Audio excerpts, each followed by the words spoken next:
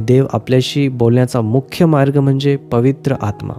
आणि पवित्र आत्मा आपल्याला शिकवण्यासाठी बायबलचा वापर करतो. बायबल लोकांनी लिहिलं, पण त्याचा खरा लेखक देवच होता.